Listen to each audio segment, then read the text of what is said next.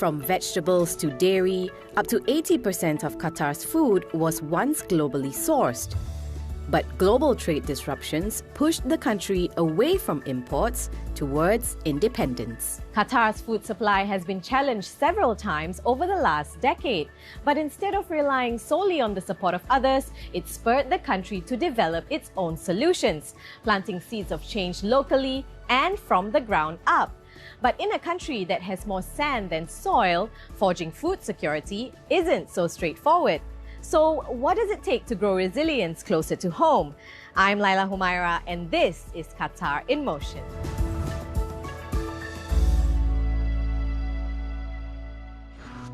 Did you know that a decade ago, a carton of frozen vegetables like eggplants or lettuce would have traveled thousands of kilometers before reaching supermarket shelves in Qatar? Meanwhile, bottles of cranberry juice would have had to be imported from GCC neighbors like the UAE and Saudi Arabia. Fast forward to today, Qatar is nearly completely self-sufficient, producing almost all of the vegetables and dairy it consumes, and even exports the agricultural surplus. The numbers show great success and prove that large-scale food production is possible here. But how? I'm about an hour's drive north of Doha in the middle of a desert, an unlikely place for fruits and vegetables to grow. Yet all around me, coriander, cucumber and eggplant grow all year round. So I'm here to see for myself how this farm defies nature, producing a steady harvest despite a harsh climate, and to see how it manages to supply up to 90% of Qatar's fresh produce. This is Nasser Al-Khalaf.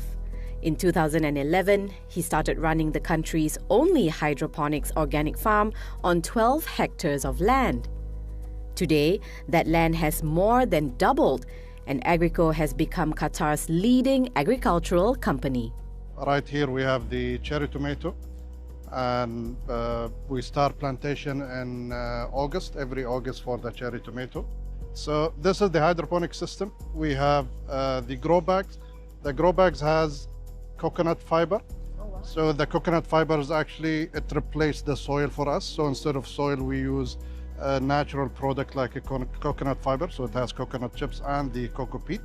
There is no add value of the coconut fiber itself other than preserving the water and releasing the water slowly. Instead of the natural soil actually release the water much faster than the coconut fiber.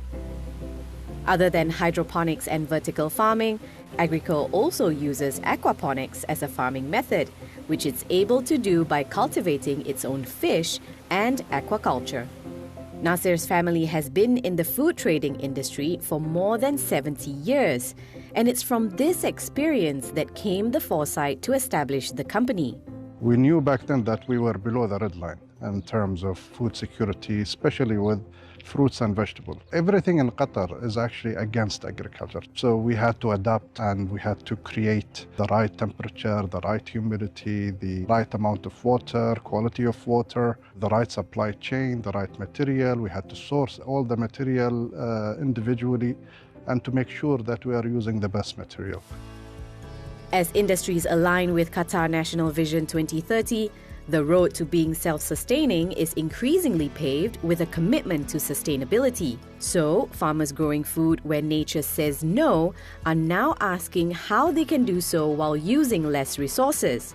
Leading the way is Agrico, making the farm green in more ways than one. All the waste in Agrico, from organic waste, even the excess water usage, the water is being recycled 3 times to make sure that we are taking the optimum consumption of the water.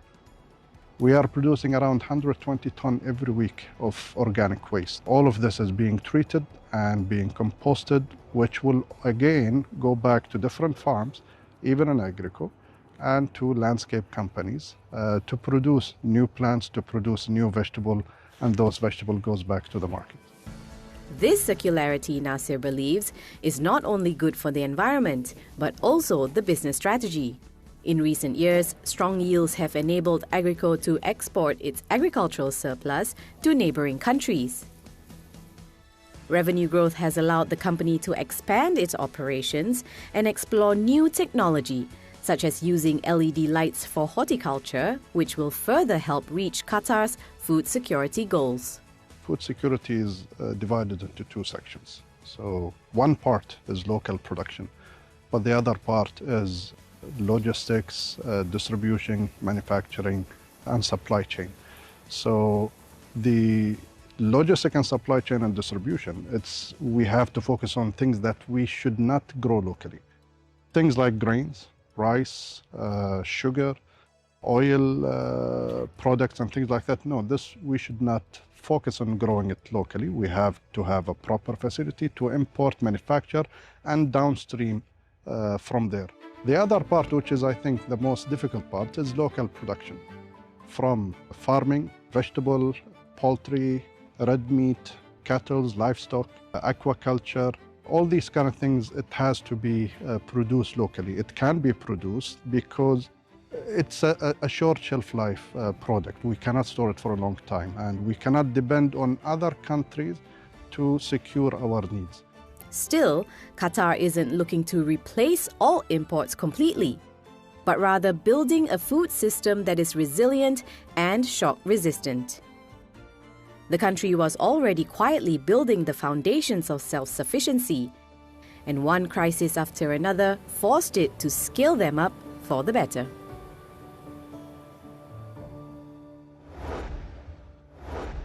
Beyond the technologies that help crops thrive and roadmaps that guide Qatar's vision is another intricate ecosystem, one that is led by nature.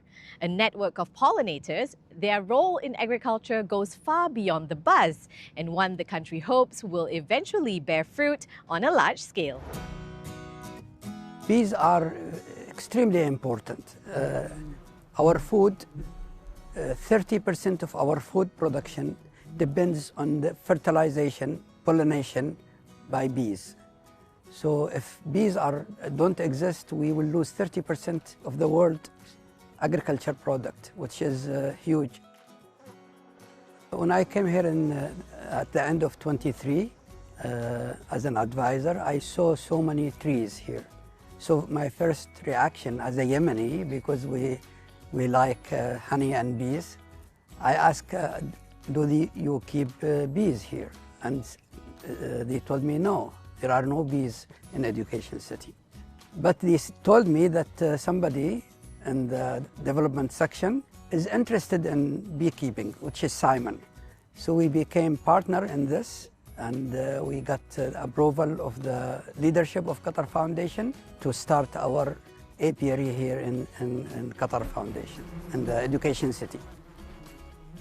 Our production cycle starts in late August, early September, and by mid-November we harvest the cedar honey, which is the most valuable, most sought-after honey. So the cedar honey has got a really, really unique taste. It's a monofloral type of honey, and it's got lots of medicinal benefits. Right now, the cedar season has just finished, so the flowers have stopped blooming and the nectar has stopped flowing, so now's the right time to harvest. This morning we went to the Education City apiary and we harvested honey from 10 beehives. So generally the bees are pretty calm, to be honest, but when we go and do the inspections we have to wear these suits, we wear the gloves, and then we put our hoods on, and then we use a smoker just to smoke the bees to kind of calm them down, and then that's when we start taking out the frames. So we take the frames out of the hives, we bring all of the frames here to Green Island. Then we take the wax cappings off, and then we put it into the extractor, and then through a centrifugal process it spins out and all the honey flies out, and then we keep it in steel drums for around a month. We can save 99% of the bees, and also we don't harvest all the honey that they are producing, so we leave a lot of honey also for them to start new season. We are producing an average of 7.5 kilos per hive. Usually in Qatar, the average is around between 4 and 5 kilos. But we hope in the future to have a facility with lecture room and maybe outside area with secure glass to have few hives for demonstration, so we can invite more students, and they are safe. They don't need to wear clothes, protective clothes. They are behind glass, and we explain to them the importance of bees and all these issues. So we've seen how Qatar is tackling food resilience from several different aspects. So what's next? And how can the country prepare for food challenges of the future? Researchers at Hamad bin Khalifa University have embarked on a new study to figure it all out. In collaboration with our government partners, we've been doing research to look at what has worked really well in the past to help us overcome some of those challenges, and what are the transferable lessons from those. So what happened in 2017 is different than what happened in 2020, but there are transferable lessons about how we build resilience into our systems. So that's what we're doing in the College of Public Policy, is to look across how can we build resilience from successful lessons here. So in 2017, as a result of investing in infrastructure like ports, as a result of investing in infrastructure like roads and storage and so forth, we were able to overcome the shock of having our food trade disrupted when COVID came. So these lessons give us insight about how we can build resilience into our broader system, not only food security, but throughout the government and throughout society. From bees to hydroponics to desert-defying farming methods, the seeds of resilience Qatar planted years ago have yielded a strong sense of security and confidence that even in uncertain times, crisis can be turned into opportunity. That's all the time we have for now. Thanks for watching Qatar in Motion, and see you next time.